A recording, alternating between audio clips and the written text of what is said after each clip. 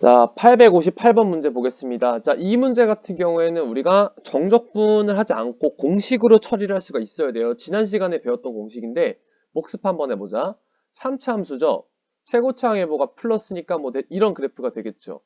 그 곡선 위의 점 1,0에서의 접선, 뭐 여기가 1,0이라고 할까요? 대강? 그럼 그 점에서의 접선으로 둘러싸인 이 도형의 넓이를 구하시오. 자, 3차 함수와 자, 집중.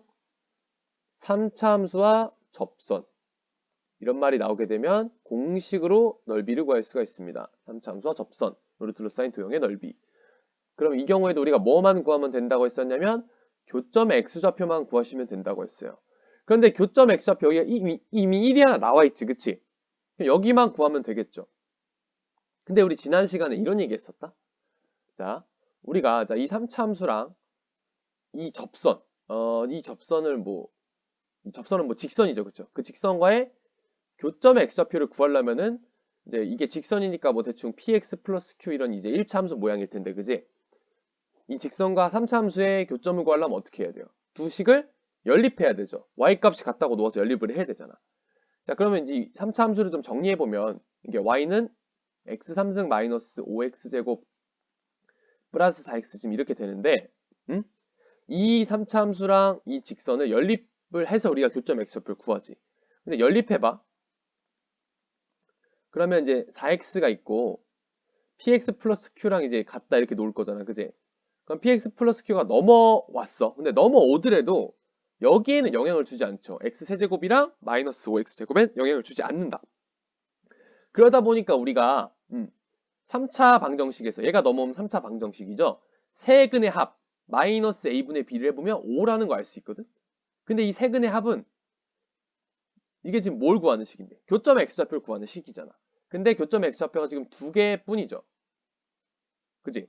그러나 이 1은 지금 접점이기 때문에 중근으로서 나타나는 근이 된다. 그래서 이 교점의 x좌표, 즉 세 근의 합이 5인데 그 중에 두 개는 1이란 얘기예요. 이해되겠어? 그럼 이 나머지 하나의 근은 자동으로 3이라는 거 바로 파악이 되죠. 그죠? 그래서 쌤이 이런 얘기 했었어. 어차피 3차 함수랑 직선을 연립해도 이 앞에 두 개는 영향을 받지 않으니까 이 상태에서 세 근의 합을 구하면 그게 5잖아. 그지? 근데 그 세 근의 합이라는 건 1. 1은 중근이니까 1 두 번. 그리고 나머지 한 근, 알파를 더한 게 지금 5다. 그래서 나머지 한 근, 즉 교점 x좌표가 3이라는 걸 이렇게 찾을 수가 있다라고 했었죠. 이해되겠어요? 자, 그래서 교점 x좌표 이와 같이 찾습니다. 그러면 3차 함수와 접선으로 둘러싸인 도형의 넓이는 역시 교점 x좌표의 차이, 2죠? 차이를 구하고 자, 이 경우에 조금 달랐죠? 4승한 다음에 12로 나눈다. 4승한 다음에 12로 나눈다. 그 다음에 뭘 곱하죠? 역시 절대값 a. 근데 절대값 a는 최고차항의 개수인데 지금 최고차항의 개수 1이죠. 1은 그러면 곱하나 마나. 그럼 지워야겠죠. 지워도 되겠죠. 자, 그래서 도형의 넓이는 어떻게 됩니까? 그냥 12분의 16이에요. 그래서 약분하자면 4, 32, 4, 46. 해서 답은 3분의 4가 됩니다. 그래서 3차 함수와 혼동하면 안 돼요. 3차 함수랑 접선으로 둘러싸인 도형의 넓이를 구할 때는 우리가 접선의 방정식도 구할 필요가 없는 거야. 그치? 이제 풀이해보면 접선의 방정식을 뭐 구했을 텐데 그것조차 구할 필요가 없는 거죠. 왜? 우리는 근각계수의 관계로 나머지 하나의 교점 x좌표 구할 수 있거든.